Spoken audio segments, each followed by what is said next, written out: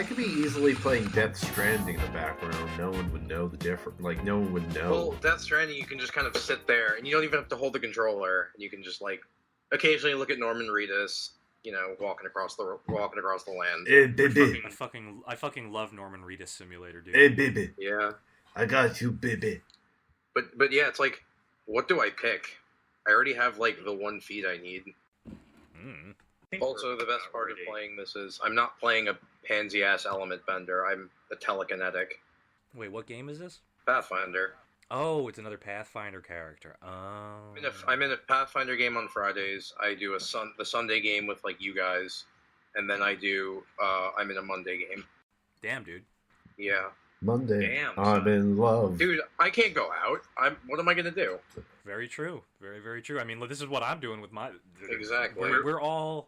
I mean, Ian has been working on this graphic novel since before the entire world fell apart. Well, working on it as in procrastinating and him and hawing and then finally getting some of it done, yes. Man, about a year's worth of campaign just went down the drain because two people left. And it was just like, ugh. That fucking sucks. Yeah, that's why I started the Spelljammer game. Ah. Because that campaign went down the drain, and I'm like, oh, well, can't do anything anymore. Nice. They're in, like, the middle of a character-specific arc, and that character was one of the characters that left. I'm like, wow. You just derailed the entire campaign. Delightful. Ah, well. Well, now we have crazy space adventures.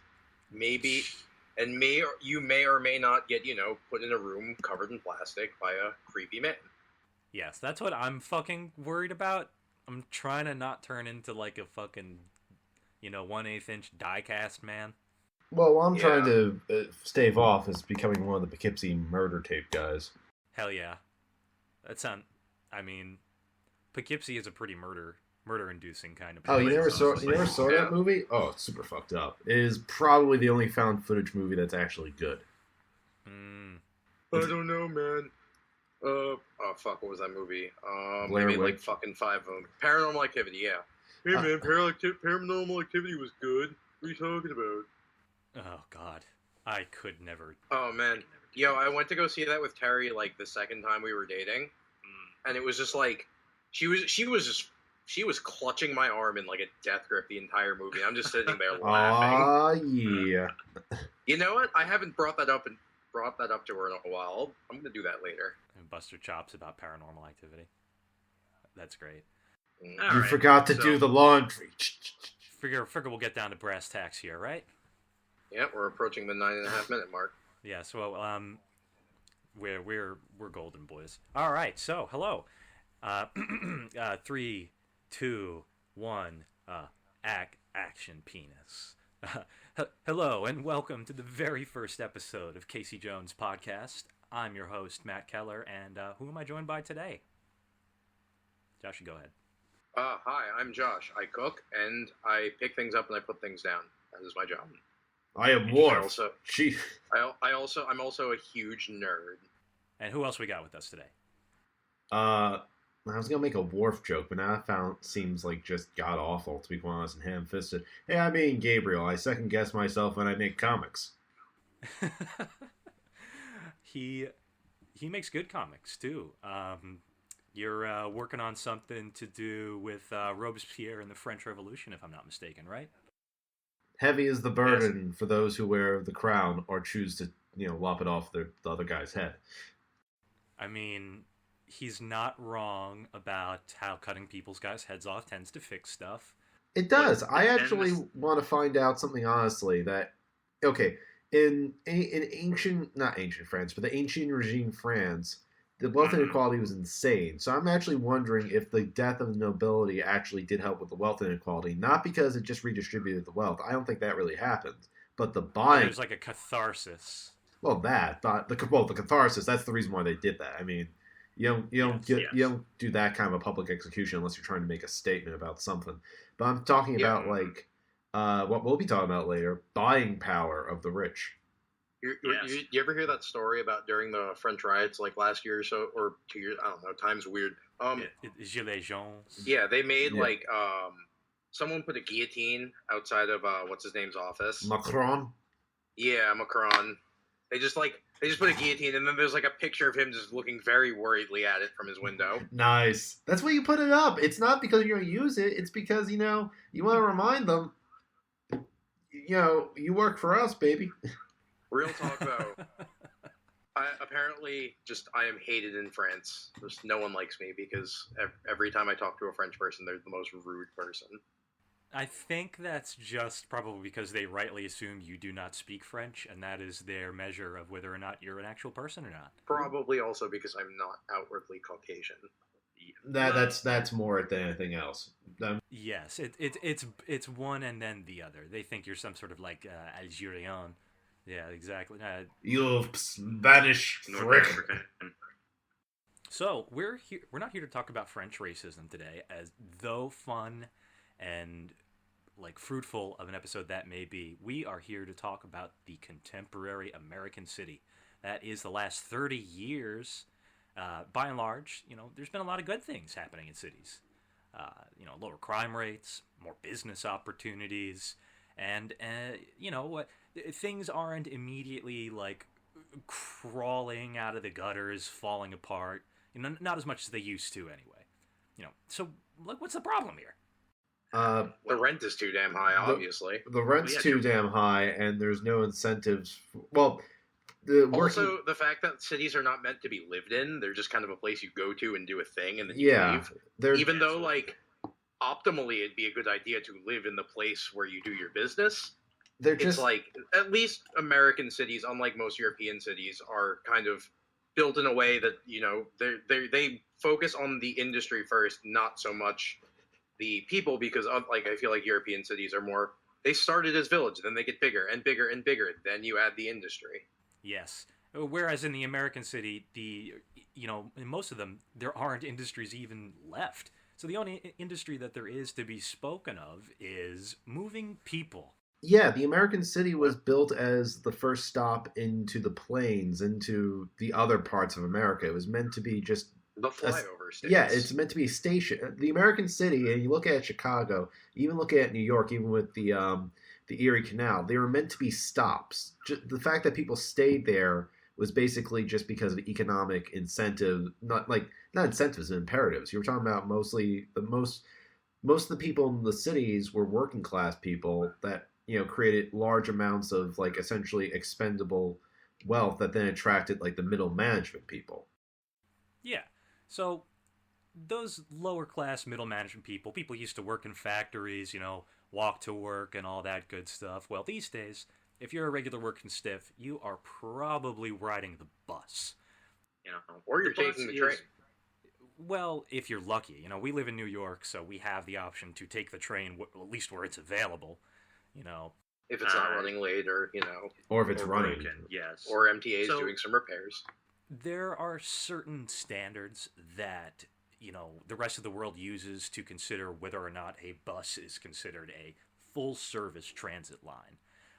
Service frequency has to be every 15 minutes. A bus has to show up every single 15 minutes on a given route.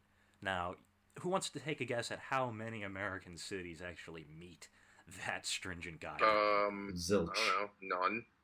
You are pretty much correct. I think there might be some express bus lines in New York and D.C. There that is meet those requirements these days, and I feel like there's like one weird I think on the 14th Street busway in Manhattan. Yeah, there's also like one weird bus line probably in like Seattle, Washington, that kind of spans across Canada that for some odd reason works fine because it's Canadian. But that's the only one I can hypothetically think of. Yeah, so the bus in America does not show up enough for anyone to reliably be able to, use it as their transportation outside of maybe once in a while. On top of that, there's dedicated infrastructure is generally non-existent. I talked about this in the opening. You guys will get to hear that later. There are no shelters, no lit signs, no schedules that get updated. You are lucky to have a sign on a post at the corner of your street. It is just really disgusting stuff. It does not make you want to ride the bus. Well, because America doesn't build infrastructure anymore. We just build on top of old, existing, shitty infrastructure that needed to be either updated or replaced, or did need to be replaced. If we replaced it, then we just built over it by accident, and now we're running buses over it. Mm-hmm. And now, this is something that Josh and I in particular are familiar with. You actually brought up what I wanted to talk about perfectly. A lot of bus infrastructure, it's something called bustitution. Now, that's not, unfortunately, it's not as sexual and as fun as it sounds. But it is Bustitution. completely legal in Amsterdam. Yes, bustitution is legal in Amsterdam, but it is also, unfortunately, legal here. Because bustitution was the historical removing of old school streetcar systems and just straight up replacing them with a bus. Like in Suffolk County, Long Island, there is a pretty main thoroughfare. It runs from the South Shore to the North Shore, more or less, called Route 110.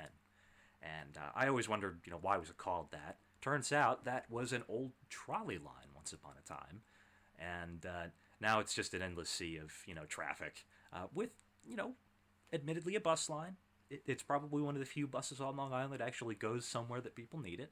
Well, But, also, yeah. well, I mean, the one I took the bus when I was going to Nassau. Mhm. well, I remember. Nassau Community. Right? Nassau Community, right? Yep. Well, New York Yeah. City. I mean, I'm in Queens, so the buses they run. Well, they used to run fairly. I think they still do run fairly reliably. I haven't taken a bus because of the quarantine. I was gonna But- say, yeah, like you never know how anything's going due to COVID. But like New York is kind of blessed because we have an abundance of public transportation. But for most of the country, the bus is neglected to a criminal extent. And you, like Matt, you brought up this is the most used form of transit in the country, correct? Oh, absolutely. And in most places, it's the only form of transit available. I mean, again, once upon a time, there used to be streetcars in this country. So the first thing that we're going to dive into here is the streetcar conspiracy. This is something that was perpetrated by General Motors, Firestone, and Standard Oil. And essentially, they all conspired to purchase the streetcar systems in the largest 25 cities or so in America and replace them with General Motors buses that ran on Firestone tires that were powered by John D. Rockefeller's Standard Oil. If any of you guys are paying attention, that's the opening premise to Who Framed Roger Rabbit. Now, explain Right. how big streetcars were in America, because I don't think people realize how much the streetcar was like a foundation, even like in the mid 1800s, of how people just moved around cities and the country itself. Oh yeah, so before they were powered by steam or electric locomotives, there were streetcars that were even just pulled by horse, and it was easier than having the horse wander around through the street. It's, here you go, keep it right on the rail. Streetcars were used within cities. They had lines that ran in between cities. They were essentially the American symbol of progress. These things are clean. They get us there quickly. They're fairly low maintenance. They were widely People used. loved their streetcar. Yeah, exactly. People really were attached to them. No matter where they were. And this was at a point in American history where there was a really strong egalitarian streak in our society, where it's like there was a certain pride that the streetcar was actually run by both, like was used by both the upper class and lower class equally. It was a very weird, I wouldn't say flash in the pan of American history, but it was something that the buses kind of actually mirrors the own like hyper like capitalization of just public industries and public goods. Mm-hmm. Well, the rich folks who used to start these transit systems, America is very different than in a lot of other parts of the world where transit systems were maybe set up by a central authority to, get workers to and fro wherever they need to be. In America, they were, real estate speculation schemes when they first started up. Not to say that that did not create a very large, wealthy country. It's just that eventually the house of cards all fell down, and the money decided that it was a lot easier to just build the buses and sell the tires than it was to actually maintain the whole systems. So just about every American city was, either left holding the bag for crumbling infrastructure, or, they gave in and they tore up all our old historic streetcar systems. Which is a shame, because if you see like some movies like Gangs of New York, they have scenes with it that actually I think have the old streetcar systems. But if you just like find some old like photos, they're kind of amazingly intricate and like still they're like not ergonomic, but they're very like transit friendly. They were not shoddily made. They were designed to be used by like large amounts of people. They weren't like they were definitely in some ways actually nicer than most of the subways up until recently. Would you say that they don't build them like they used to? They don't build them like they used to. It's time to make MAGA. Make America great again. So, yeah, I guess the American transit situation can really be best summed up by poor service on a mode of transit that, absolutely nobody asked for. That's just kind of left to sit there and rot until, when you look at the cities that do actually do things with their bus, New York City very recently revamped their bus system. And it's apparently been an improvement in as much as that it's not as confusing as it used to be. Things are slightly more rationalized. Oh, it's confusing still. It's definitely still confusing because all the different city streets crisscross and intersect weirdly. Well, and then you get downtown, and then you're like, "Oh, what is order?" Well, just get off the bus. Well, if you ever been to like the MTA, anything the MTA, it's like a Kafka nightmare. Downtown sometimes mean uptown. The shuttles constantly keep shifting. It's kind of roulette. And their most like technologically advanced way of notifying the public are just little leaflets that they leave just on stations, dropped from police helicopters onto neighborhoods. Well, yep. Well, the real advancement is now they're using drones to do it. Police drones that are armed still, but still advancement. Imagine getting taken down by a police drone with a Glock taped to the bottom of it. Yes, it's got non-lethal rounds that. You pick it up after it nails you right in the head, and it's just, oh, it's my bus schedule. Thank you. We truly do live in the shittiest version of RoboCop. It's not Ed 209. It's like Ed, 2-DOS. Yeah, Ed-20 noise. Never happened to Ed. Ed doing noise. He fell down the stairs and couldn't get up because he was a stupid robot. Rip. Yep. But I think what you said about New York City and like the general chaos of the bus system is something that is probably best chalked up to the history of the whole situation. Buses in a lot of big cities used to be private industry. It was a company that owned the buses that got the contract to run it in a certain part of the city. And I think honestly to a degree, it stayed that way for a really long time, like well into the 20th century. Even in New York, the MTA didn't pick up the bus service until fairly late in the game, I believe. I think it was like in early 70s. That was like a big deal. They were like, no, I don't want to speak out of turn because I like MTA history. I know a lot of it, but like the buses, that's not my bag. That's usually I'm a 7 train rider, so everything on the rails I kind of have a good history about. But for the buses, like up until like the 60s, there were private companies running buses on different sides of Manhattan even. Mm-hmm. Exactly. And I think even some interborough services up until the 90s were private. I'm pretty sure Brooklyn was like that because Brooklyn, if anyone knows Brooklyn, always likes to be different from the rest of New York City. So it's like they were the last to become incorporated into the city. I think they had some of the last judicial systems to be incorporated. They're very much like, no, we're our own place. Yeah, fuck Brooklyn. Yeah, fuck them. Means all day, baby. My entire family was from Brooklyn before World War II, and then they all scattered to the wind. Exactly. What? Say again? No, we're going to be the podcast of a bunch of Jewish white guys talking about, government stuff, but we're not from Brooklyn. No, see, yeah, that's our wrinkle. None of us are currently residing in Brooklyn. None of us are from there.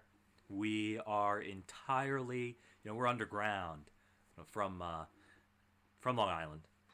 We're the grunge of podcasters. We're the real punk rock, if you will.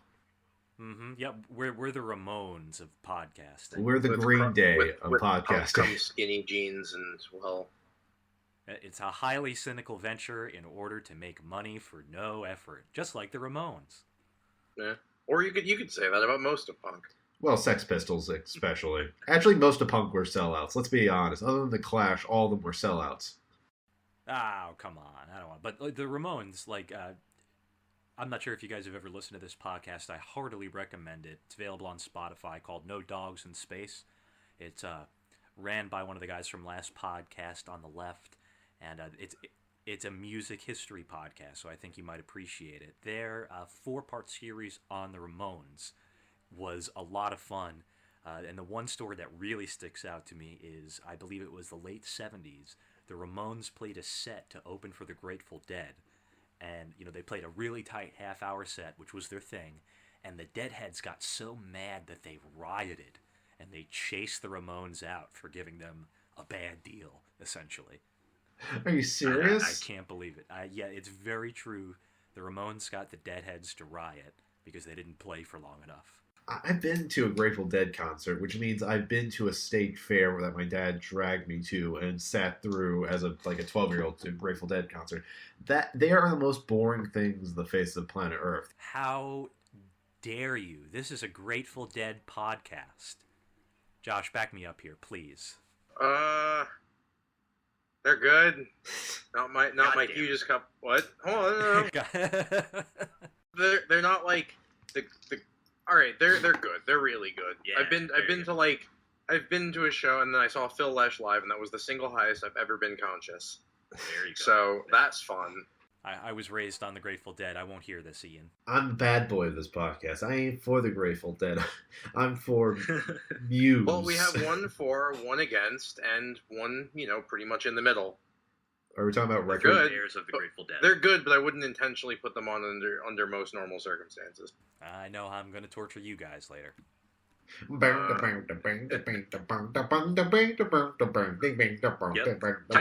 like I said, if you put on Grateful Dead, I won't turn it off. I won't turn it off either. I just can't see myself just wandering around a grassy field, just looking up, just for 4 hours, maybe 2, but not the full 4 to 6 hours as expected.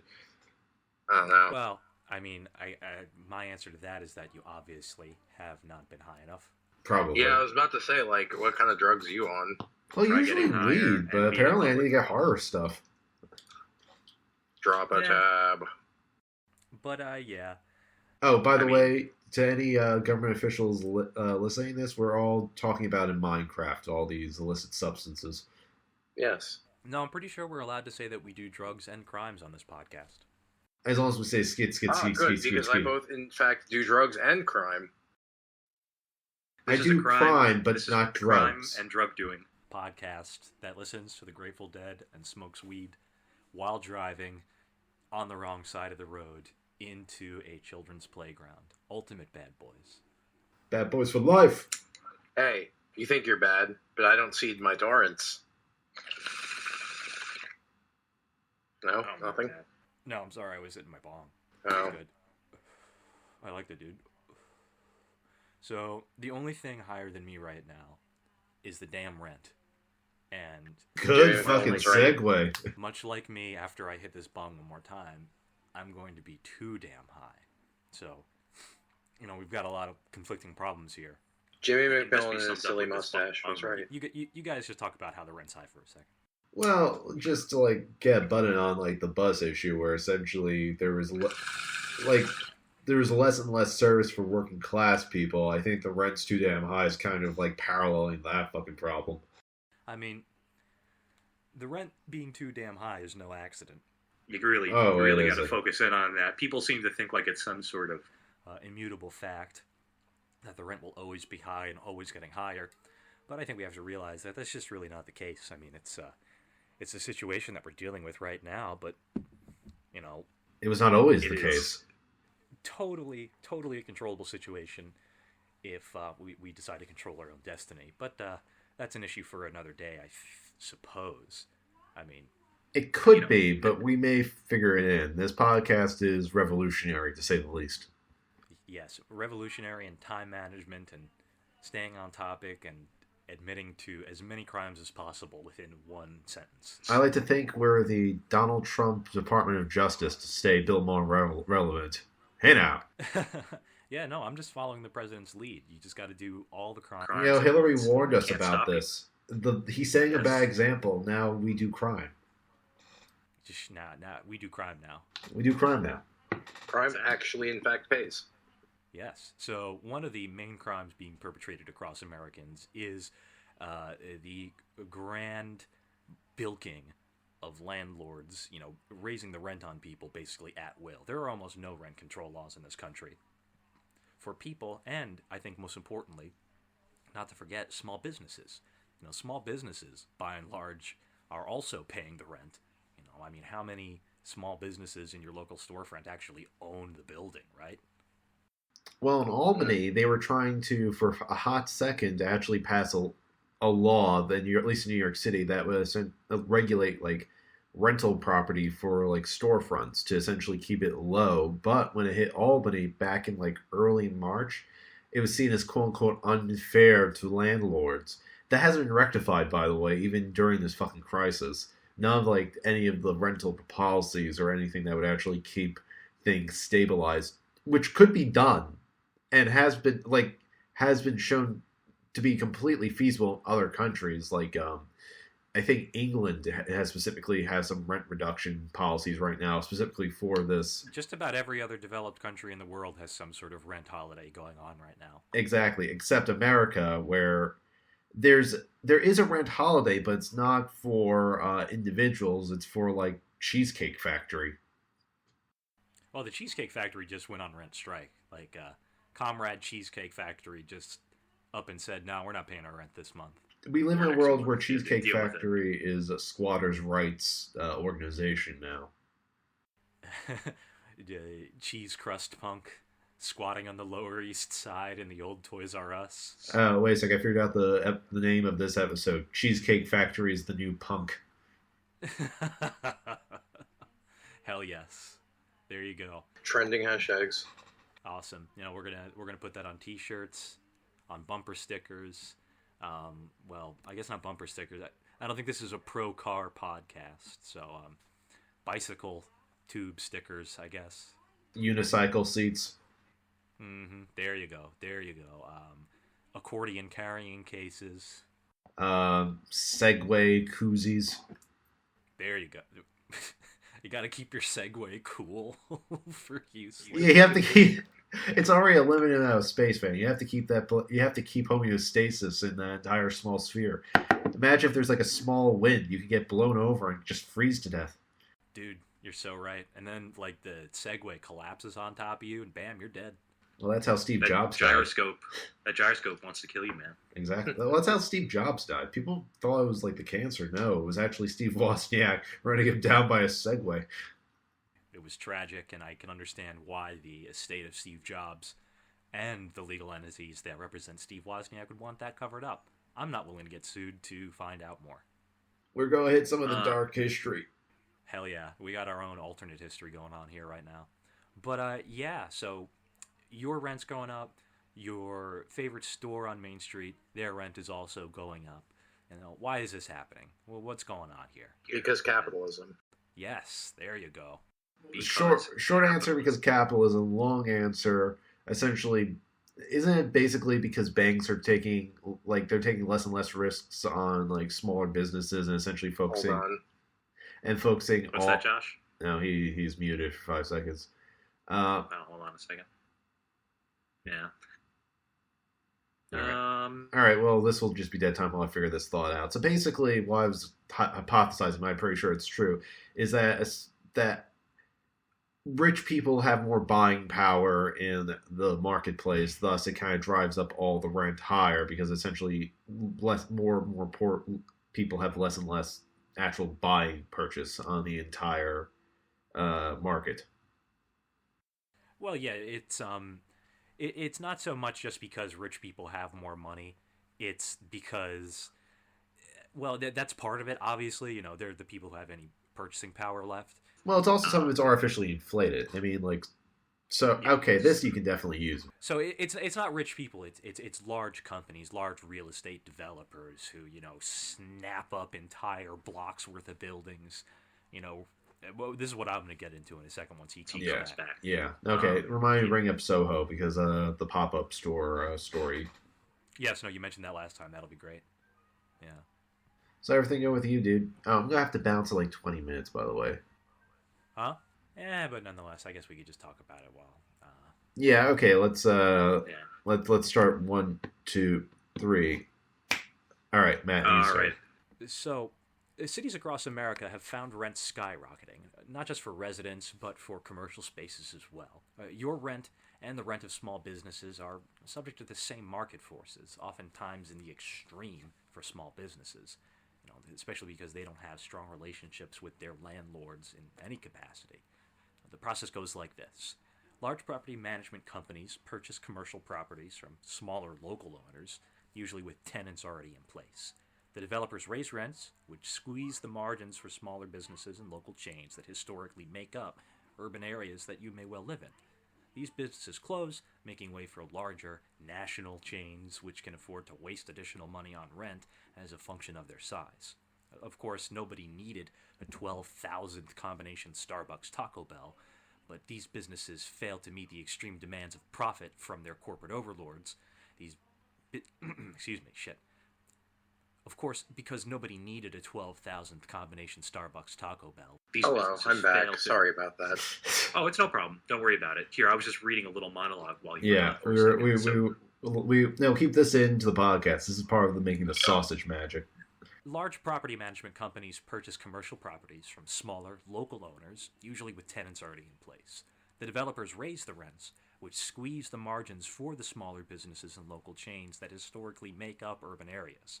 These businesses close, making way for larger national chains which can afford to waste additional money on rent as a function of their size. They're really just there to be at a certain physical location.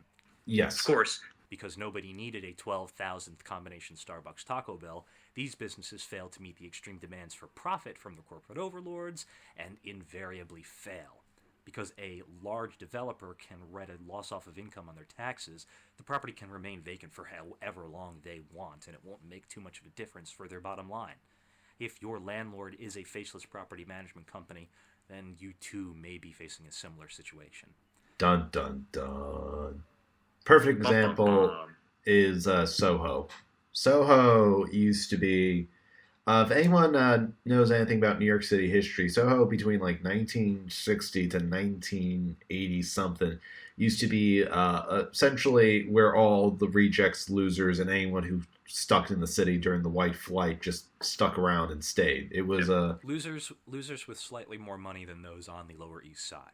Exactly. When I'm saying losers, I'm not talking about the people who were living there like since like the early 1900s. I'm talking about like the artist communes and the writers and the beatniks and all that kind of all those people. Fancy writers who liked having windows and doors. Exactly. The undesirables of society.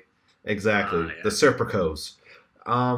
But that used to be like a really interesting and vibrant place, and so much so it created this like aesthetic. Basquiat was from Soho. Andy Warhol kind of frequented the area. It was kind of seen as a place of authenticity.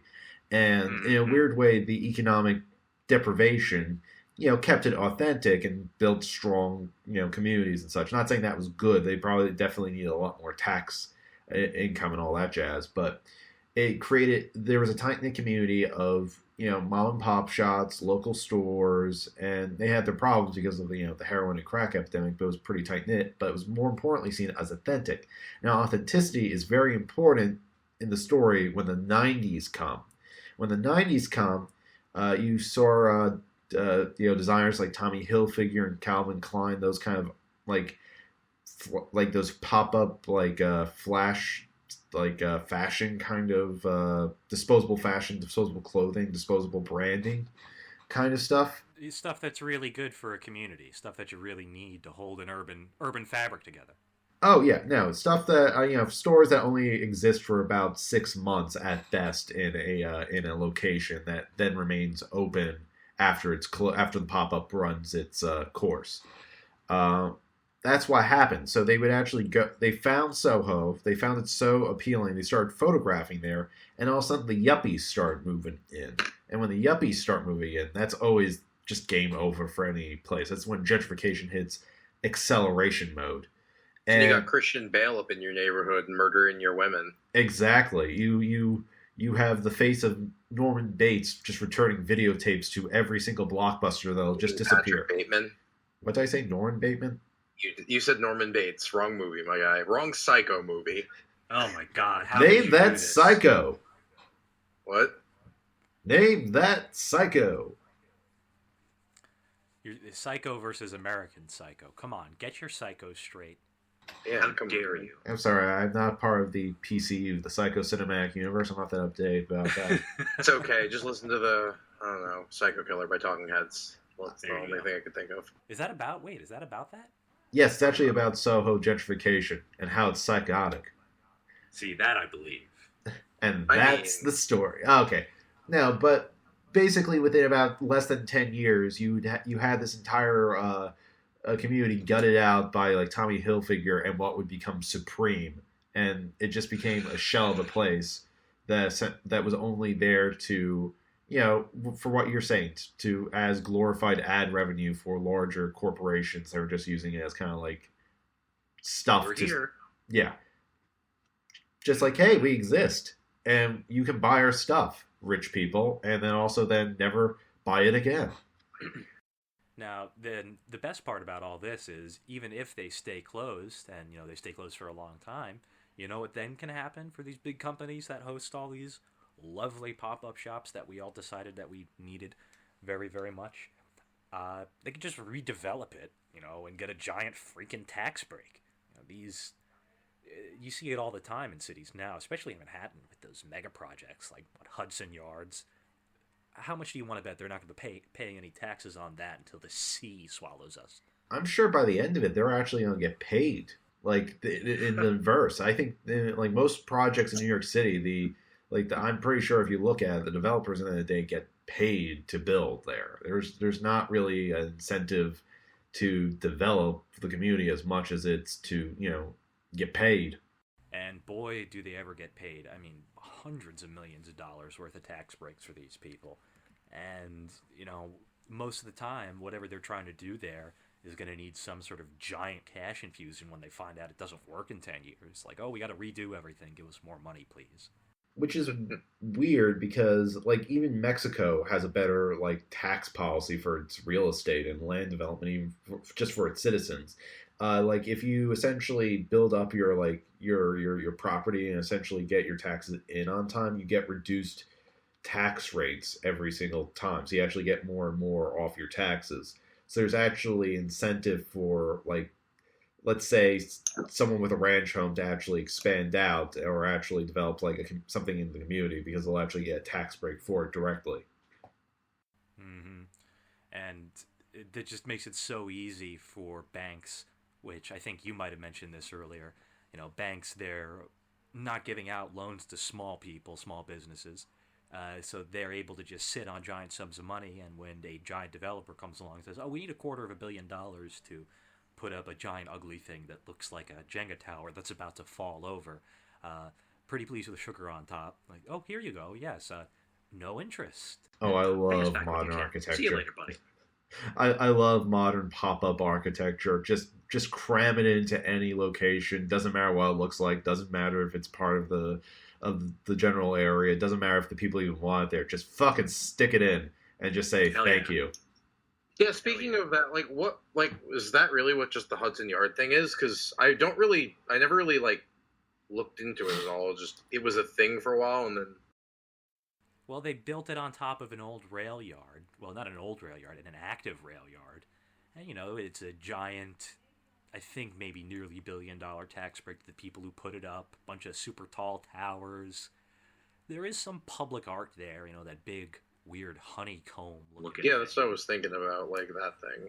Yeah, so there's that thing, which is kind of cool, I guess, if you like Instagram. That weird, all the stairs, it's just a thing for people to climb up on. That's literally all it is. That you just pay $25 just to like You walk have to around. pay to go up? Holy Yeah, shit. yeah. No, this ain't free. This is America, bitch. You're It's right. art. You got to pay to see art.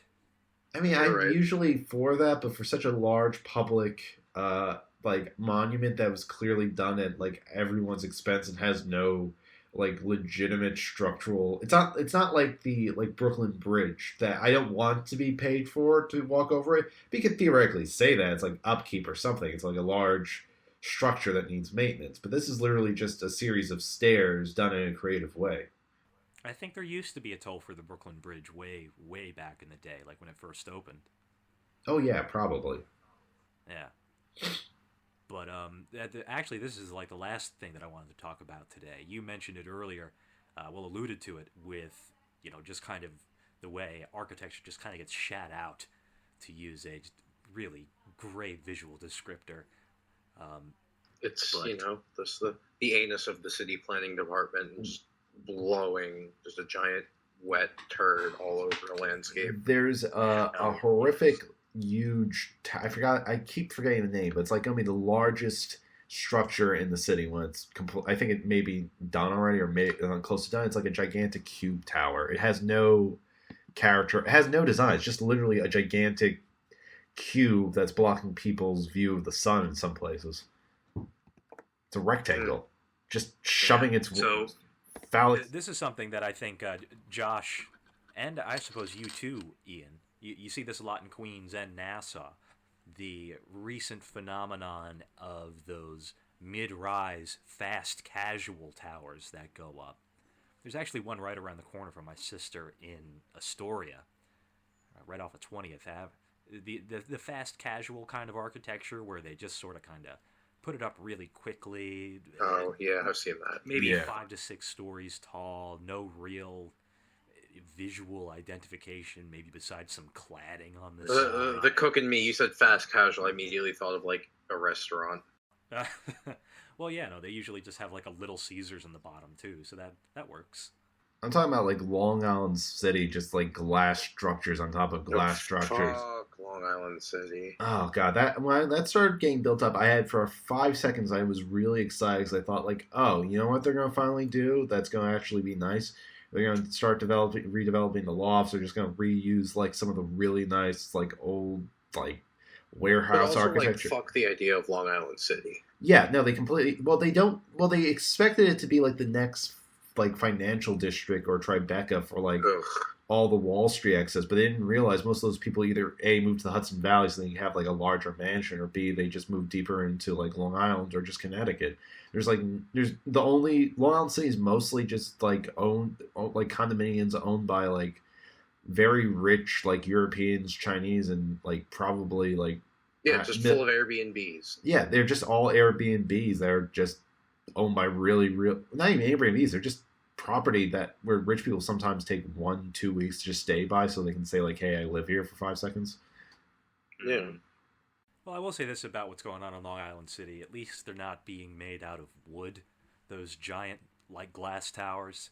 You go a little bit further out into Queens and, a lot of places in Nassau County, too, where a lot of these buildings are being put up with, engineered wood, stuff that is all very strong compared to regular timber, and, it's fairly cheap in comparison, too. But it's only really good if it doesn't get wet. And if there's one thing I know about Long Island is that stuff gets wet here a lot, all the time. We don't have hurricanes, dude. What are you talking about? They're saying we're going to get 16 to 18 named storms this year. Can you believe that? Oh, we're number one, baby. I it's going think. to be really great. Yeah, Well, we do, in fact, live on an island. but are you a rock? No. Okay, then you're I not a think Paul so. Simon song. What? Okay, I've totally derailed the conversation. I'm a Rock, I Am an Island by Paul Simon and Simon Garfunkel. Oh, yes, that song. Yes. The very, Is that very... the entire pod? No. That's good. That's a good song. It's totally fine. You can be confident in your illusion. We're just stupid. I've been smoking a bong this entire time. Well, It's really that's very kind of you, but it's also not discounting the fact that I also may be an idiot. You thought you were an idiot, but no. That sort of fast casual, quick building, shoddily constructed with cheap materials that really don't fit for wherever it's being built. Something that's been repeated before in history. You know, in condos that were being built in Vancouver in the early 2000s were being built in a similar fashion to the way a lot of things are being built here now. You know, again, engineered wood is what a lot of these buildings are made out of. It's essentially plastic-coated plywood, if you can imagine that. Damn, warp and mold. First of all, to build anything like plywood related in Vancouver is freaking insane. Yep. It's a small. Pretty much what everyone else says when they hear about this, and apparently the developers in Vancouver just didn't care, or they got the go-ahead from the powers that be, because these real estate developers hold so much power in whatever city that they're based out of. Yeah. And so they were allowed to build, dozens of these buildings. And within a couple of years, they were all molding. I think even a couple of them collapsed. But doesn't Vancouver have unusually a high homeless population? It's like one of those weirdly underreported things about the city, I think. Yeah, lots of homeless people, really bad heroin problem beyond like what goes on in other cities. It's a beautiful place, but for some reason, the West Coast has a big problem with sheltering and caring for their homeless populations. Yeah, outside of historical quirk, I guess. Yeah, actually, it has the largest homeless population of all of Canada, which is, I mean, it's still not as much as like compared to the U.S. We're only looking at like 2,500 people in like a city of about 2.5 million, like all said and done, like with all those surrounding areas or something. Maybe I'm overseeing Vancouver. How big is Vancouver? Every time I look at a city that's not New York City, I always get kind of shocked how small it is. Mm-hmm. Yeah. What about Mexico City? Oh, well. Well, I mean, Mexico City makes every American city look tiny. Yeah. It is dense, and it is wide, and just slowly sinking into the ground because it's built on a dried-out lake. Yep. Okay. Really good stuff. People are great at planning for stuff like that, right? Oh no, we're super smart about playing this shit. Okay, I found out something interesting about Vancouver. Vancouver has only about 700,000 people, so that's a pretty sizable portion of the population to be homeless. Yeah, no, it is a huge problem there. I don't think it's quite San Francisco level problem, but it's not great. That's for sure. Yeah. So all these problems that we've been talking about for the past little while, the rent going up, developers being able to squeeze regular people and small businesses, leads to the dread specter of gentrification taking hold over your city, where rich systematically price out the poor to the detriment of the entire community. And take your streetcars. Yes, they take everything good from you. The city is essentially there to be their playground, which is really, I mean, if you look at Michael Bloomberg's reign over New York City. Oh my God. What a bastard. That's basically what he carried out. He made New York a playground for the very, very rich, while systematically expelling and oppressing anyone who wasn't lily white and from the Upper West Side. Oh, and he made it sound like it was like a humanitarian mission the way he was like going about it. Like they developed. I can't believe how hard he doubled down during those debates. I know, it was insane. But here's the thing. He developed, instead of fixing the homeless population, his solution to it was essentially develop benches and grates that the homeless population couldn't sleep on. Yes, hostile architecture. That's what that's called. Yeah, there's you can see that up and down Northern Boulevard. They look like waves, and they're designed to they're fun places. They're supposed to look like fun artwork, but it's not designed to be that. It's meant they are the anti-homeless benches. Exactly. That's really something that we should talk about in depth more in a future episode, because that is one of the most insidious things that goes on in cities these days. Instead of dealing with any sort of problem relating to the homeless population, it's just nope, we're going to make it harder for them to sleep anywhere that isn't underneath a highway. Well, America is really good at designing for misery rather than solutions.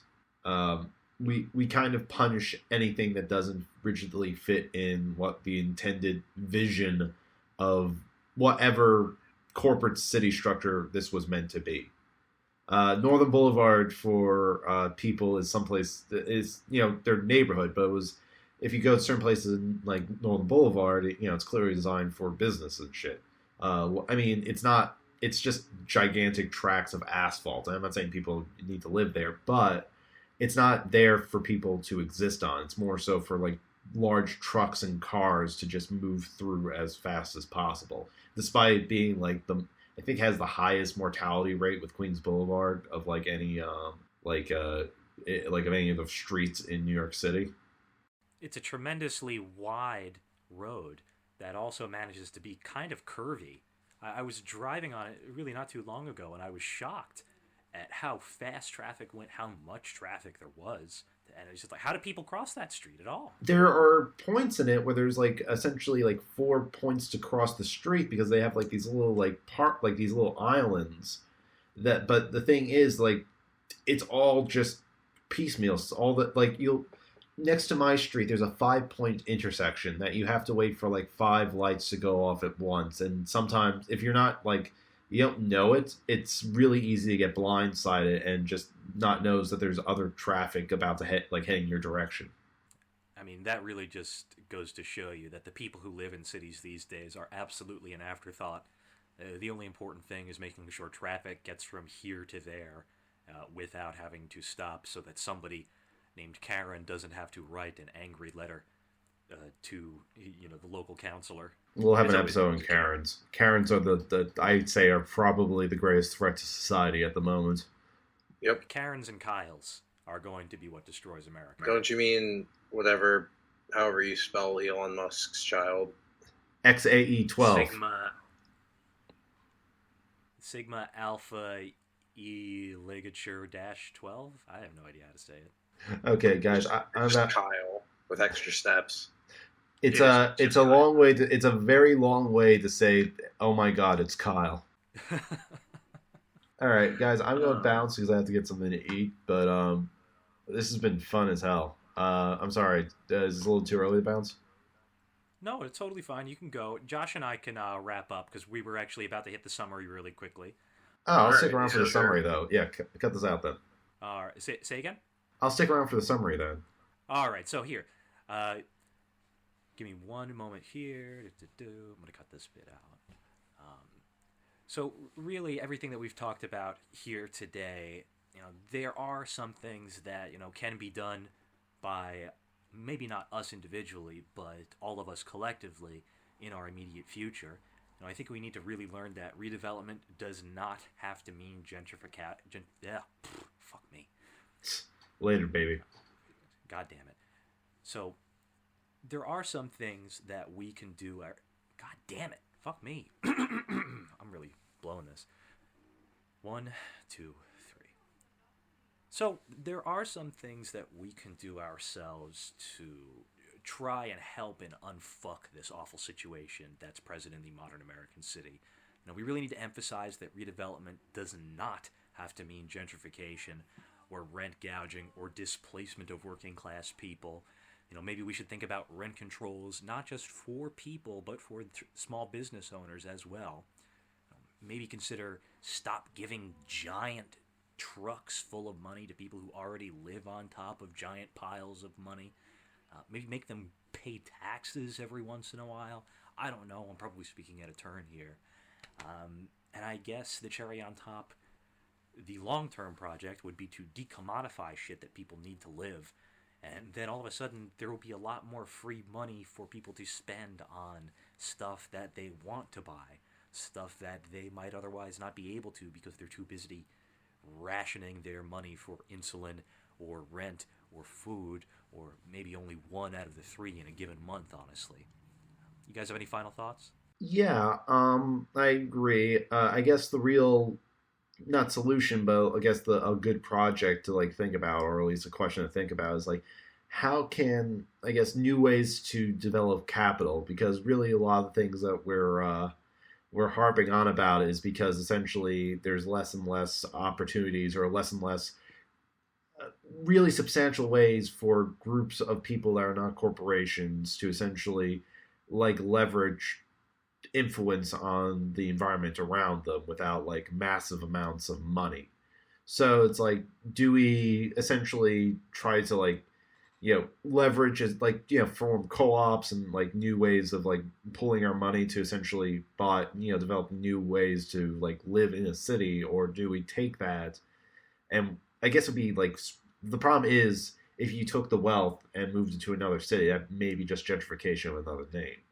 Yeah, I think that's why you really have to focus in on making sure people don't get displaced when redevelopment comes around, because you do eventually have to redevelop things, or else you're going to end up like San Francisco, where every random house sells for $5 million cash to some Facebook fucking lanyard.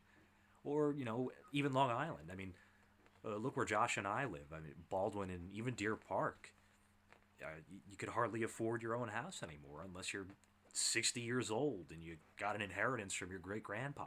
Brownstones in my area. I mean, New York, of course, the rent has gone up, but the building I'm in right now, back in 1960, was bought for about $60,000.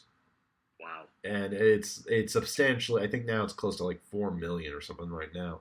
But that's 60,000. But that wasn't something you would pay in one lump sum. That was actually the mortgage. You would pay it off over time. Now there's the concept of essentially taking out a $4 million mortgage, is not really a possible thing in the American citizen's life. Absolutely not. How about you, Josh? No, he's pretty much covered everything I would have said. Yeah. Well, until next time, I suppose, guys. You guys have anything that you want to plug? Any social media you want people to follow? Yeah, fuck Ohio.